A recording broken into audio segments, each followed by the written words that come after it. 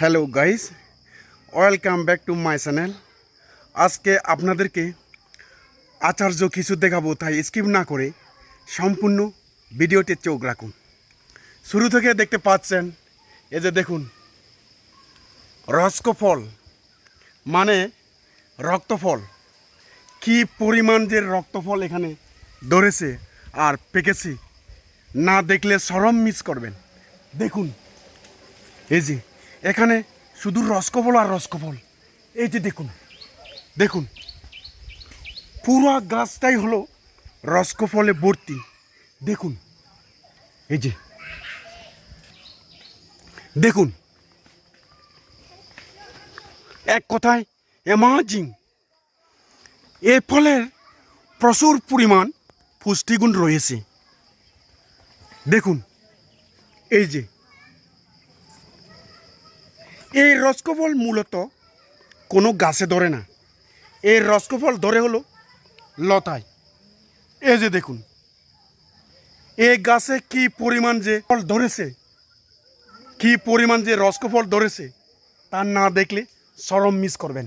আর এই যে দেখুন, আমার উপরে দেখুন, আর এই যে আমার পিছনে দেখুন, এই যে দেখুন, আমার পিছনে দেখতে পাচ্ছেন, এই যে দেখুন, পুরা গাছটা হলো রসকফল। আর কার কার এই রসকফল লাগবে অবশ্যই কমেন্টে জানাবেন অথবা ইনবক্স করবেন। এই যে দেখুন, আর রসকফলের চাষ পদ্ধতি কিভাবে করা হয় তার সম্পূর্ণ বিস্তারিত বলে দেব কমেন্ট বক্সে। হয় ইনবক্স করবেন, না হয় কমেন্টে অবশ্যই জানাবেন কিভাবে এই রসকফল চাষ করা হয়। রসকফল কিন্তু মূলত কোনো গাছে ধরে না, রসকফল ধরে হলো লতায়।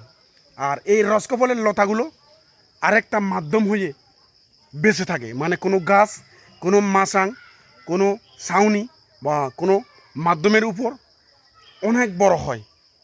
আর যার বাস্তব প্রমাণ, এই বটগাছের চারিদিকে শুধু রসকফল আর রসকফল।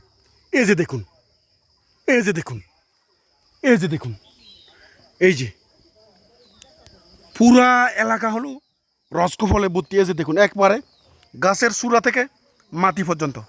দেখুন, দেখতে দেখতে এ পর্যন্তই। ভিডিওটি কেমন লাগলো অবশ্যই কমেন্টে জানাবেন। এইরকম সুন্দর সুন্দর ভিডিও পেতে আমার চ্যানেলটি সাবস্ক্রাইব করে পাশে থাকবেন। সাথে থাকার জন্য ধন্যবাদ। দেখা হবে নেক্সট কোনো ভিডিওতে। Thanks for watching.